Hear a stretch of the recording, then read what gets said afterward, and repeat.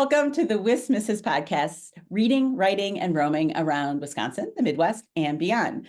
We're giggling a little because I have issues saying that every single time. I don't know. So that was like the third take on that. Okay. So I am Valerie Biel, and I'm here with T.K. Sheffield, who is... T.K. Sheffield, and I write books for readers to laugh and escape. And I have a series called The Backyard Model Mysteries. They're right there. I call them the Devil Wears Prada meets a Wisconsin Supper Club. So they're funny cozies, and they're for readers who just want to laugh and get away from it all while they enjoy a book.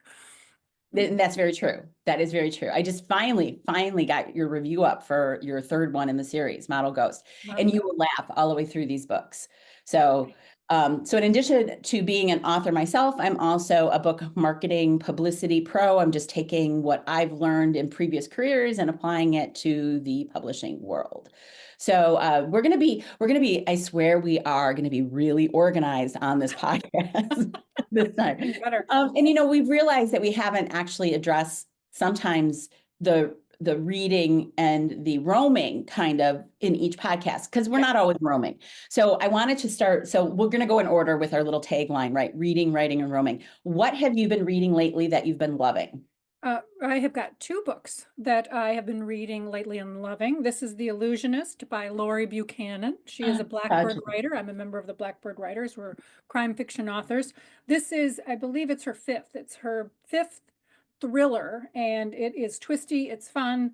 Highly rated, gave it a 5-star, and I thoroughly enjoyed that one. And also, I just did an author event with Annalise Ryan in Lake Geneva, with a few other writers, and we talked about the path to publication. It was so much fun. The library in Lake Geneva is stunningly beautiful. The shopping in town is great. Dust Bunny Books is great. This is Annalise. Sorry, that's a great name for a bookstore. Dust Bunny Books. Yes. Oh, I think they're having the ice festival right now, so they've got the ice sculptures, Lake Geneva is great at any time. You can walk down the street, you can go take a look at the bookstore, you can stop at the library, shop, have pizza, enjoy a beautiful day. But I'm reading also Beast of the North Woods by Annalise Ryan. Two books, highly recommend, and thoroughly enjoyed them. Oh, excellent. Excellent. I have not read anything by Annalise Ryan, but I need to get her on my list. So, and I've been reading so many things to catch up with promises I've made. So I just finished Illusionist a few weeks ago by Valerie, like in 2025, finally got to that one. Last week, I read 3 books very quickly in a row by Tracey Clark, an author out of Chicago. Fabulous suspense thrillers. They're police procedurals, so twisty and good, with this like really delicious cast of characters that has these like deep backstories and things that, are really intriguing. So she's just doing a wonderful job with that series. So it's the Harriet Foster series. Harriet is the detective, and she goes by Harry, and the books are Hide. They're all one word, 4-letter words. Hide, Fall, Echo, and there'll be a 4th in the series. And I forget the name of that one, but I thought she had another one coming, and she was just on your Books and Beer too, right? She was, and that's why I wanted to get them read in time to talk intelligently about them with her. Right. And we had a really nice time. She zoomed in to a book discussion, so that was great. And then what else have I been reading? Oh, I just read a wonderful manuscript for one of my critique partners, which will be coming out later this year, called Mail Order Monsters. It's middle grade, and I just did the final read through of that. So sometimes it's published books, sometimes it's manuscripts, how that goes. So that's what I've been reading lately. Have you been roaming anywhere? Have you been home? I have been home. Usually I take a little trip to Florida. That still may be in the plan. I'm not sure yet, but then I did book Killer Nashville in August. So I will be at Killer Nashville, and then I will be in Mineral Point in May for an industry publishing event in Mineral Point at Republic of Letters. And I think those are the only 2 confirmed that I have so far. For roaming that is related to writing, I'll be at Left Coast Crime in Denver in March. I'm Oh, very good for excited you. about that too. So I'm sure there's people listening or watching us who have the same thing that happens. You meet other writers online. You see them, you Zoom with them, you feel like you know them fairly well, but you've never Yeah. met them or seen them in person. So there's going to be some clients and a whole bunch of people in different groups I'm in that will be at Left Coast Crime that I will finally get to meet in person. Oh, nice. Later in the year, I'm going to be at BoucherCon. That's in New Orleans this year. That's not till September. I'm still considering whether I go or not to Vegas in November for Author author Nation. Nation. Yeah. Yeah. That's on the list. I'm probably going to be putting in some speaking proposals there because I'd sure love to get the trip, paid for, at least partially Right. paid for. But I might go even if I'm not a speaker. So those are the three things. And then Right. potentially, I mean, we've got some personal travel coming up. We got some cheap tickets to Spain. Yay, love Spain. And we'll see what else we do this year. We may not travel quite as much because we just had our first grandbaby born in November, and then another grandbaby is due in June. So we're going to probably stick close to home for, a good number of those months, just so that we're around to help and actually like play. Right. Right. Well, congratulations on all of Yeah, that. I think that's wonderful. And I'm congratulations on the healthy grandbabies. yes, yes. Like I want to be the cool grandma. We'll see if I succeed. I don't know. Well, you don't Oh, want to be, you are the cool grandma. I appreciate your confidence very much.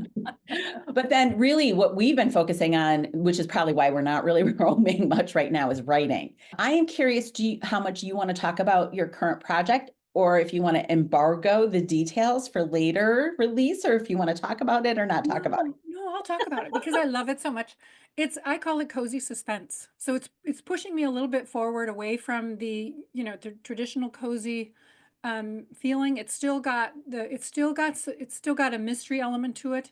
It's got increased pacing, and it's also got a cozy feel, and it's going to be funny. So I'm combining those because 2025, they say this is the year, number one of cozies, number two of mashups. So I'm like, okay, I'm going to lean into that. And it's so far, I love it. I'm workshopping it, and so far so good. I call it plot twist, a writing retreat to die for. In a different way than the things that happen at Laura Buchanan's writing retreat. Right. She's got a writing Exactly. retreat. The Very whole different. thing, I have this pinned thread that everybody keeps reposting, and it came to me sometime last year, and it was because I was a big fan of the Golden Bachelorette and this and that. And I'm like, why don't we do this for writers? What would happen if this occurred? And so me being me, I just started to think of funny incidents about what would go wrong. So that's where it started. And it's just taken off ever since. And I love it. It's a new direction for me, new character for me, and I'm just thoroughly enjoying it. So what about you? So I am working on the fourth book in my Circle of Nine series. So I've mainly been talking about that middle grade and then the mystery that came out last year. But the first Which stuff is doing very well. You've done wonderfully with that. It's oh, gotten some awards and it has. So we'll see, how that shakes out in the coming months. But yours too. You've been getting yeah. some really nice attention. So these are my these are my working copies of these books. Do you see all the things I need to fix? Like you see all my Oh, so you know good how for we get you those though. like little things. We're looking at my books that have like posties sticking out if you're just listening to this. So this is the 3-book series that will be a 4-book series by summer. So I've been working really hard on that. And I've been writing faster than I've really ever written before, kind of because I have to. So like, what is that? What do they say? Necessity is the mother of invention. I don't know. Invention. Yes. So apparently what I need to do for my toxic trait is promise something to other people and then I get it done. This is how I kind of approach it. I went through and, these characters, like I know these characters, right? There's some new characters. I had to like reacquaint myself with them a little bit. So if you're a series writer, you know what that feels like when you kind of have to come back to your people. And yeah, so I went through and I wrote down pretty much, and I'm not like really, really a plotter, but I guess this is kind of plotting what has to happen in each chapter. Yeah, I know that actually is plotting.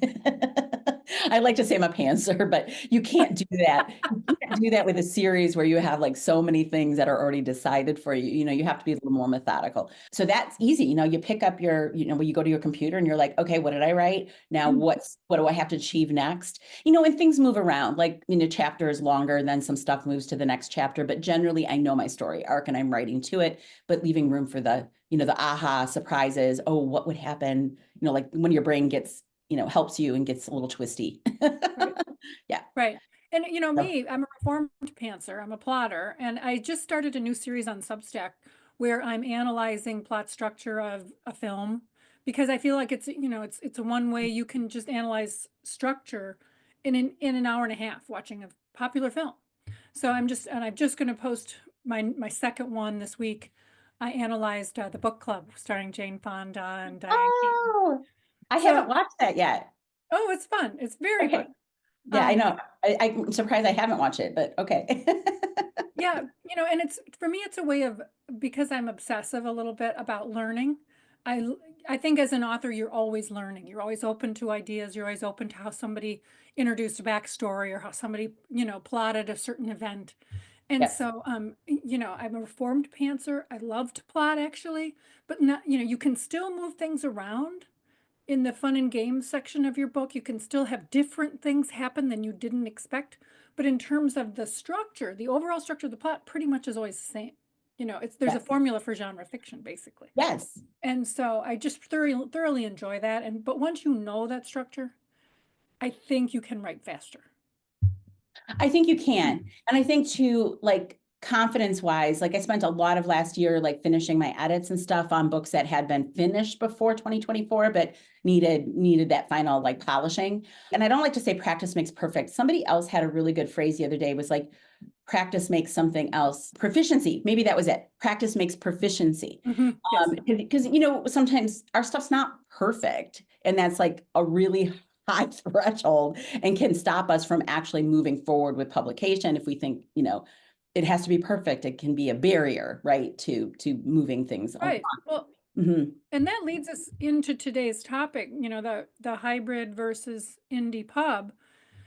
Because once you accept this is your identity as an indie author, you are going to start wearing all those hats. It's not that you can't have help, but you accept that, okay, I'm going to write this series, or I'm going to write this one novel about a specific event or something that intrigues me. And you accept that, okay, I'm going to learn as I go. I'm going to hopefully become better. So maybe I want to do another one. And you just accept that these are certain aspects of a plot, editing, story idea that is important to me, and I'm going to perfect it as best I can. Yes, for sure. For sure. And I think that our decisions, like as you say, our decisions about our publishing path are guided by a lot of different things and goals and, our age and our maybe kind of our, we're at the point where we're kind of done with the BS of some of this. I mean, am I allowed to say that? Can I say that? BS? Well, there's no BS in the publishing industry. Come on. And so we're just like, okay, how can we actually achieve our goals? Where's our path? And this is why we're doing this podcast too, especially this series, is to help other writers who really aren't sure maybe where they're going to go, or maybe you are, but you just don't know the steps exactly. And everything makes you a little nervous about how you're going to accomplish your goals. So Right. we'll help guide you. But we wanted to talk about hybrid publishing a lot today because there's a lot of misconceptions about what that is. When I think about like the publishing world, I kind of divide it down the line. Traditional publishing, where you've got the big houses and the indie presses, right? Not indie publishers, the independent presses that are smaller, university presses. I put those all on one side of the page. And then I tend to, and maybe not correctly, put everything else kind of on the other side of the page. So any route that doesn't include the traditional publisher, I kind of put over here. And that would include, right, independent publishing where you don't get help from anybody, which is pretty rare, where you don't have some professionals you hire for some things, versus companies you hire to do everything for you, which is independently publishing, like those services, which is also not hybrid publishing. Hybrid publishing is this interesting, it really needs to sit in the middle of the page, kind of half in the independent publishing world and half in the traditional publishing world because it has aspects of each in its model, some aspects of indie and some aspects of traditional. Gino, I pulled up, I really, really liked the Independent Book Publishing Association had a list of the things a hybrid publisher must be to be considered a hybrid publisher. Have you ever seen this? No. So you guys, everyone that's listening, I'll put this in the show notes too. IBPA, on -online.org is the spot I'm at, but there's going to be a specific link to this definition. And so, publishers have gotten together that are that fall into this category, and they've come up with, really this helpful list so that people do not get taken advantage of by companies that are pretending to be hybrid publishers, but really are just independent publishing services. And maybe they're kind of gouging you, or they're giving you, bids to get your books out, and they're a little bit expensive. So there recently just a lawsuit, I think it was $44 million. A hybrid publisher was found liable. So, yes, I had that. I forget who that was now. I've got that listed here. Yeah. They got in a lot of trouble for misrepresentation. A lot of trouble. And, Yes. as I've mentioned, I believe in our last podcast, as if you approach this and decide you're going to go the indie route and you search for hybrid publishers, and as soon as you start searching, you'll probably get lots of ads because that's how the internet works. Run the numbers in your head. If you're going to find a hybrid publisher who is going to say, look, here's your package for, let's just say a number, let's just say $4,000. It could be less, it could be more. And they say, they list things, they list editing, they list cover design, they list, some uploading support. And it doesn't include marketing. Run the numbers. Because they made their money selling you a publishing package. They're not probably making money selling books. Two different things. So if you take away anything from today, it's run those numbers. Run it in your head. And then a lot of times you will get approached. They will DM you. Okay, I get them all the time. They DM you and they say, oh, tell me about your books. Send me the links. What are you doing next? And they just want to talk. They just want to talk. Right? Before they send you the expensive bid. Right. So I hate to say this. I don't want to be, an alarmist about this, but just use your common sense. Well, and there are some really excellent independent, there's some really excellent hybrid publishers out there who really take great care of their author clients, who have excellent distribution routes, which often are partnerships with big traditional houses. So you're getting treated very well. Your books are going to be very visible to. And that's the key. It's that distribution side of it, and it's the focus on marketing and selling your book. That, to me, is what you need to discover. Right. Right. So let me just run through, I forget how many there are here, but let me just list what the IBPA says. What a hybrid publisher must be. They must define a mission and vision for their publishing program. So they don't just do every single book that comes their way. They have imprints within their system. They look a lot like a traditional house that has different divisions for different types of books, like children's and adult or mystery or whatever they do. It's got some focus to it, and it doesn't, like, their catalog doesn't look like it's all over the place. They vet submissions. What this means is you will submit to them as if you were submitting to a traditional publishing house, and they don't, like I just said, don't accept everyone. They're only going to accept the books that fit their vision, that are quality books that make sense for them to publish. They care about their image, to the world. Like, they want to have only quality books out. They have truth and transparency in their business practices. Now, that's a hard thing to always know, but they should be able to show you things like, what their typical sales figures are. Do their author clients win awards? Do they readily say, yes, please talk to other clients? They provide a negotiable, easy to understand contract for each book they publish. And sometimes we've seen, crazy things that people will probably pass, I've got them too from people like where they pass things by you and you can go, ooh, and you kind of look at them and go, look, I'm not a lawyer, I'm not an accountant. But if you can't, if as a relatively intelligent person, if you cannot understand the contract. Right. Or as I like to say, I was born at night, but I wasn't born last night. I like that phrase. That's funny. And then it says publish under their own imprints and ISBNs. So what this means is they're not assisting you to independently publish as you or as your, say, LLC name or your company name. So a lot of us, like I have an imprint name, my publishing company name, Lost Lake Press. That's how I independently publish. So what they're doing is they have their own publishing house name. They buy the ISBNs under that name. Right. Okay. They publish to industry standards. So this means that they are doing, the books should be indistinguishable from a traditionally published book sitting on the same table. Right. And this is, and exactly. And then this is also just a word to the wise when you're writing your book. Just when you start out, use standard industry format. If you don't know what that means, if you're not sure, you can go on YouTube and type, search for it. How to format a Word document in standard industry publishing format.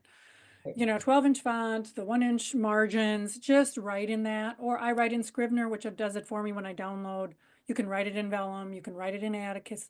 Just start out with your standard format. Don't make it harder on yourself to write in, single space lines and different margins, and then have to go translate it into standard industry format. Just learn it and start writing in it right away. Well, and that'll help you with these submissions. Say you're going to try traditional or try hybrid. Anything that needs to be submitted to outside sources for potential, acceptance, to be published, they're going to expect that. Exactly. They're going to expect it, and it shows that your dedication to the craft. And I know everybody wants to be an individual and all that. Standard industry format. Oh, that happens later. That happens later when you're formatting, and you can make things kind of fun, right? Right. Okay, so number 7 here is ensure editorial design and production quality, which is sort of like the same thing as number 6, which is published to industry standards. So this means they're going to run copy editing, maybe even developmental editing, and just making sure that everything is really good before they hit the publish button. They pursue and manage a range of publishing rights. Now, this was interesting to me because we often think of just, US or English, American rights, right? But there's potential foreign language in other countries. There's potentially, then there's also audiobook. There's also rights, options for TV, film, all those things. So they handle all of those things. Which is great. So they act a little bit like an agency for you too.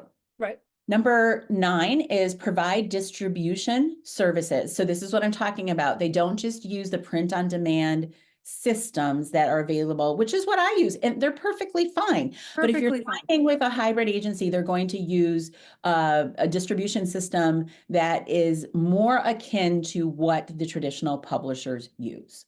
Yeah. Well, Lori, our dear, wonderful Lori, talented, beautiful, fabulous Lori, she's with She Writes Press, Spark Press. They distribute through I think that's their fiction division, right? Spark Press is fiction division of She Writes Press. Their fiction, and she's been very happy. They distribute through Simon & Schuster. I think that started last year, and it's worked great for her. So, she's a pro at this and has been very happy with how it's turned out for her. From what I understand, that is really like this wonderful, like gold standard in the hybrid industry of how she's been, treated as a client, really as a partner. And there's expectations on her end too, like what she is willing to do and what she needs to do to keep her books visible in her social media community or with her newsletters or whatever. So it's not as though they do everything, nor do traditional publishers do everything. So it doesn't matter where you are in this world, like what path you take, you're still going to be expected to do certain things. And I'm not sure it's on this list, but often there should be an expectation back to the author, like we'll partner with you. We want you to do these things. And it may not be on this list, but it certainly would likely be in a contract with a reputable hybrid publisher, what the author's responsibilities are. As a part. It's a partnership. It's really a partnership. It's really a partnership, and you're looking for that partner that, who's going to do certain things like what you do. This is something that's key that I had to learn. I can write, I can look at a cover and kind of hire somebody to design my cover.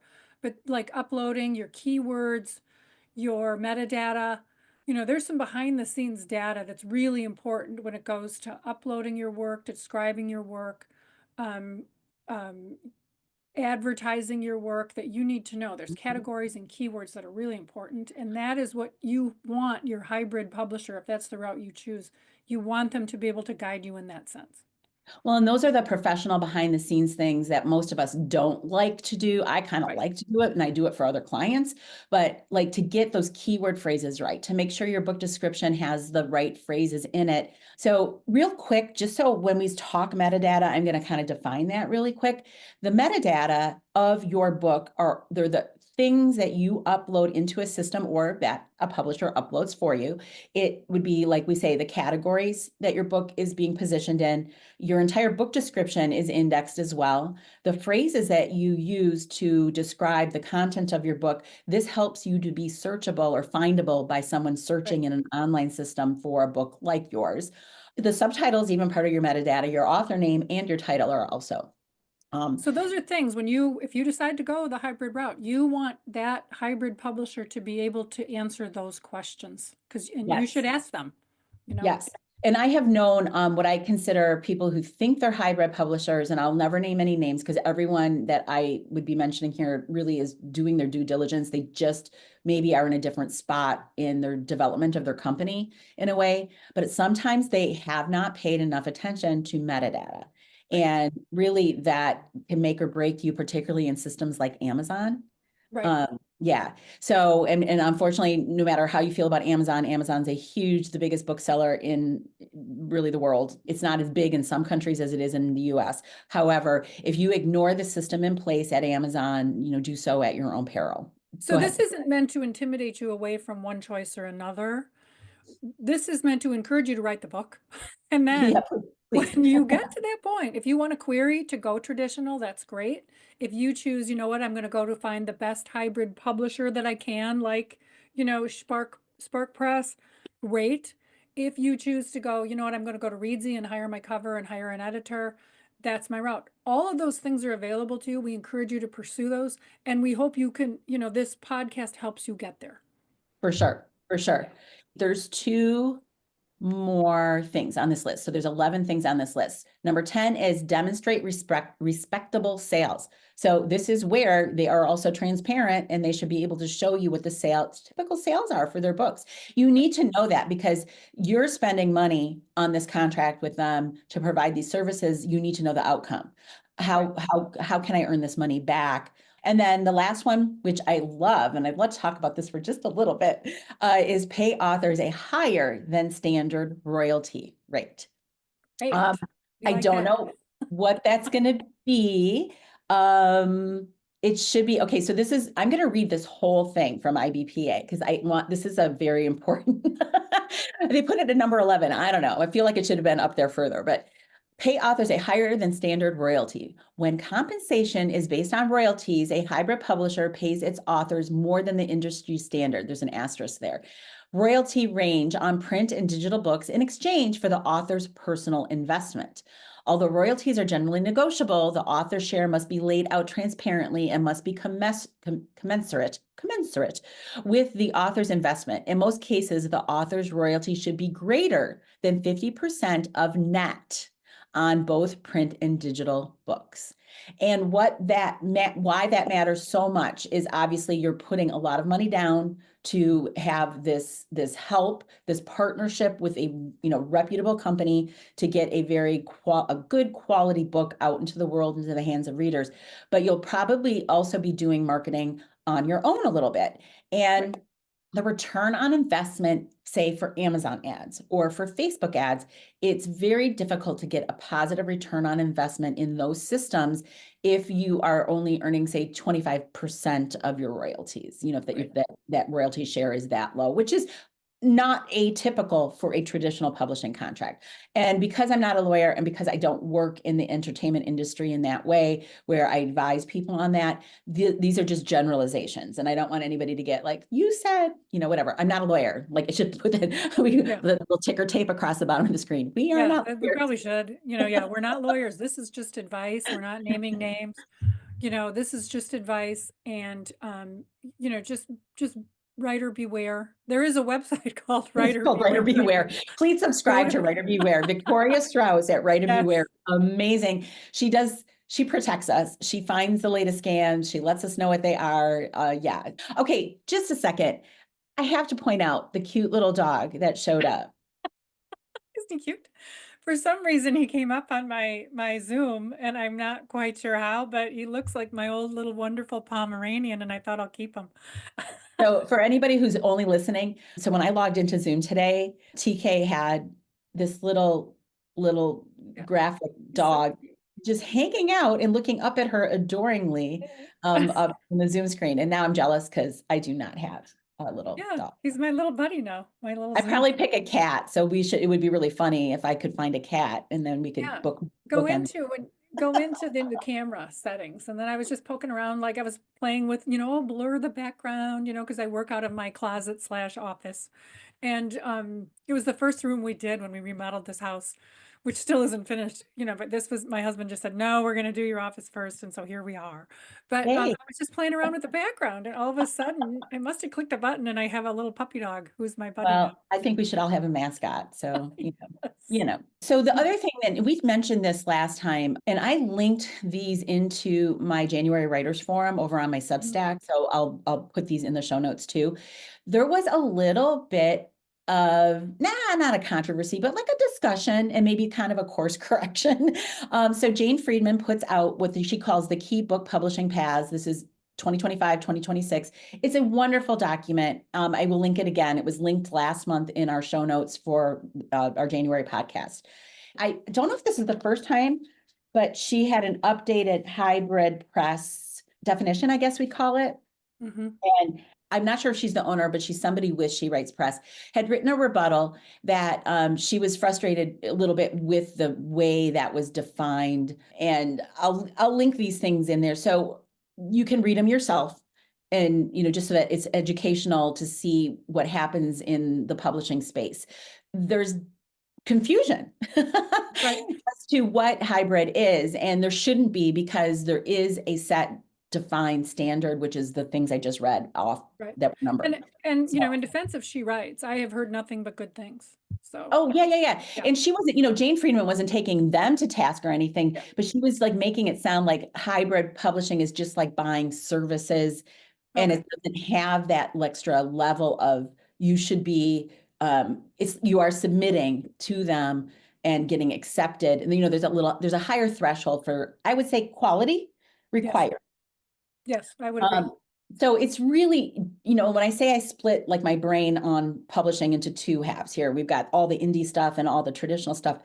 It truly sits right in the very, very middle and toggles between those two. It's like kind of like a Venn diagram thing, right? So, and I think it's going to get bigger. I think just changes in the industry that are inevitable. Reading is changing. Audiobooks are becoming so much more popular. I think interactive books are becoming much more popular. I know people who are going to Substack and posting serialized versions of their book. In fact, I was just on a Zoom the other day, and someone is working with a publisher, a small publisher, and I believe they are releasing maybe not the entire novel, but like the first, few chapters. They're serializing it on Substack and releasing it that way. So I think that, great, I probably will do that too. I probably will.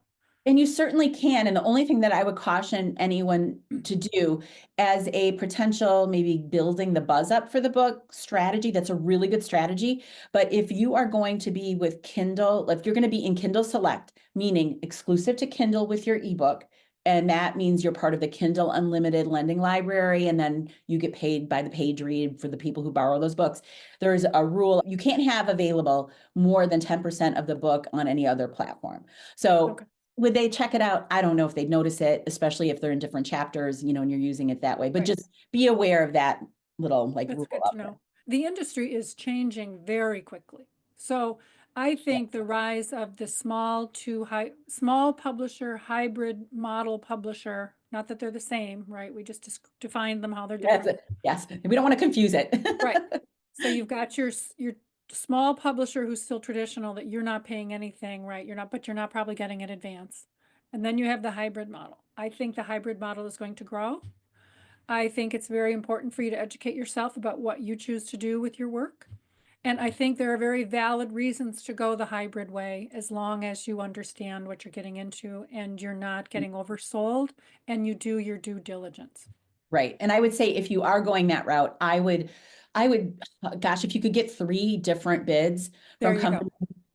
Just like anything, you know, you're gonna remodel your house, whatever, right? You know, you need a big repair. Get at least a second one to compare. It helps. It helps you to see how they approach it, and they might not look exactly the same, right? The contract's might not be written in the same order or whatever, but you should be able to look and see what you're paying for and what their sales look like we say with the transparency.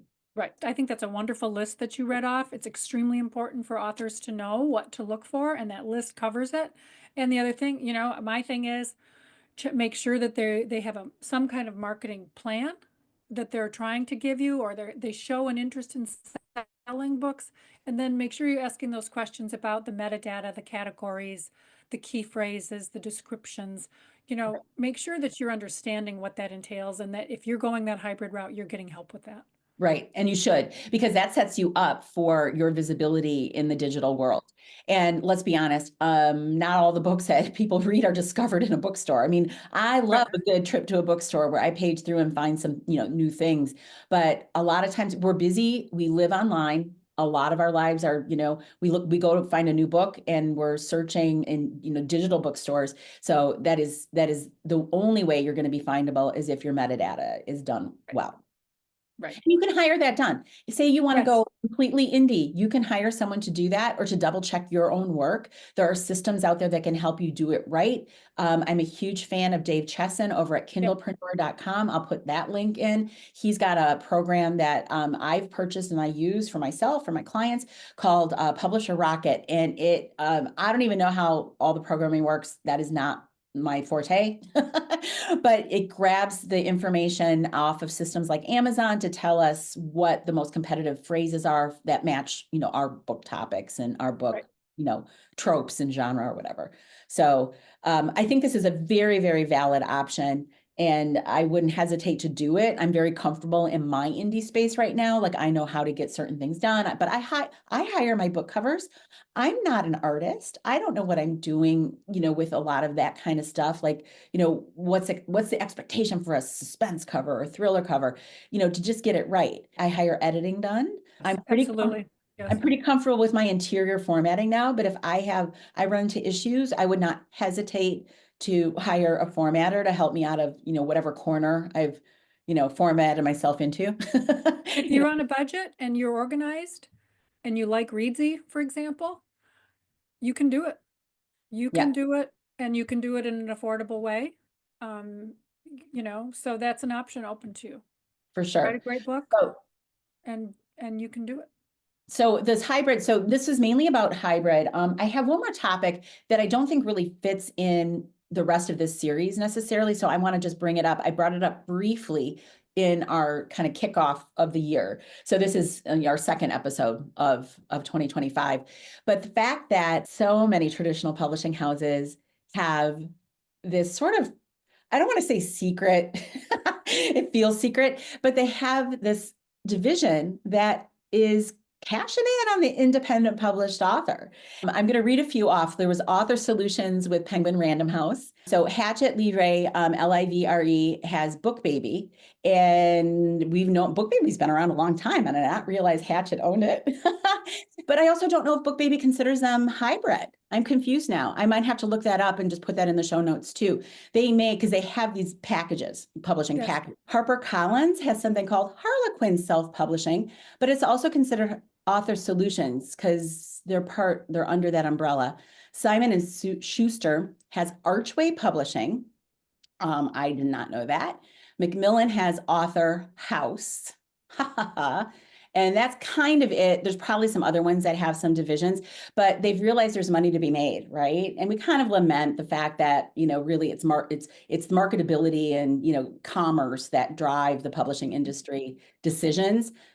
I mean, of course, but still frustrating for authors trying to make their way into that system. But that of course, they're not ignoring the indie pub cash, because Right. indie authors have money to spend to get good services.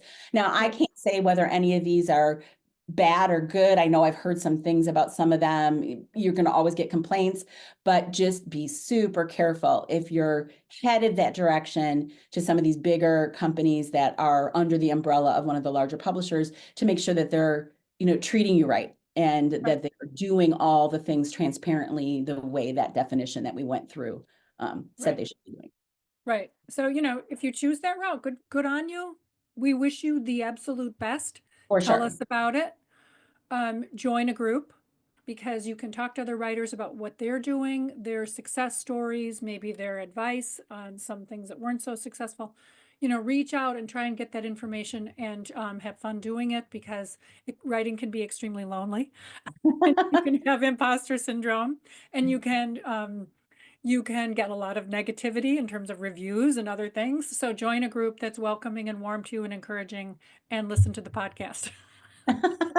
No, very true. And what's interesting too is that a lot of the stuff, like these groups have online forums where you can ask questions. Yes. Or say, ooh, where should I go for this, kind of advice. And it's amazing how nice everyone is. They will jump in and say, oh, I know who you should ask about this, or I actually have experience with that. Let me even, maybe sometimes they private message you them, because like they don't want the whole conversation in this like forum, business. Yeah, it gives you your people. Right. We all need people.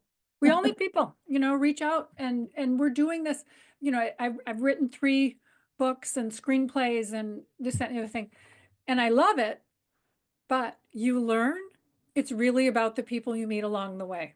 Mm-hmm. It's about sharing ideas. It's about encouraging somebody else's book, encouraging their win at a contest, or the fact that they got in this great panel, or they got recognized, or they got an agent representation. That's really, really in the end what it comes down to. And you enjoy it while you're doing it. And their success really, rising water floats all the boats. So good books are good books, and you just want to encourage them and find them wherever you can. For sure, for sure. And I find that authors in particular are very kind and encouraging to other people. It's sort of like we're not in competition with each other. The pie is big enough for everybody. And Exactly. I am always amazed at that. And I think, what would our lives look like if we were writing in isolation and we really weren't part of these groups, or we weren't doing this podcast or hanging out with writers? I don't think I would want to keep writing. Just because it wouldn't be fun. Would we have some, feeling of accomplishment? Sure. You put books out and that's awesome and all of that business. Who do you celebrate it with? If you're alone in your own space. Exactly. So the moment that I went to my first writing conference, and I almost wanted to like cry, because I was, oh, I found my people. These are the people who can talk for a half hour on Oxford comma. Well, maybe not, but but like, we talk about, the use of this word or something that happened in writing or whatever, it's just, I don't know. It's so much fun, and the camaraderie matters. So was your first one the Writers Institute in it Madison? was the Writers Institute. Me And, too. along the way, here, the reason we're doing this is we're paying it forward too. We've learned a lot, and we know that it's really daunting as you jump into this world to understand, the ins and outs of different things. So that's our purpose. And we have fun, right? We have fun along the way. We have fun. Yes. It's our way to start to giggle, and laugh about our current situation and things that may have gone wrong or may have gone right. You never know. For sure. I mean, I always look forward to recording days when we get to do this. So yeah, me too. Me too. Okay, so that's it for episode 2 in our, season 2. Isn't that weird to say? Episode 2. So yay. Yes. Thanks for joining us. And all these goodies that we talked about will be in the show notes. And we'll be back in March with actually a special episode in March. We're part of Podcast-thon in March. And we'll preview that with you all and show you what that's all about when we get back to you in the third episode of the year. Thanks for joining us. Thanks for joining and happy writing.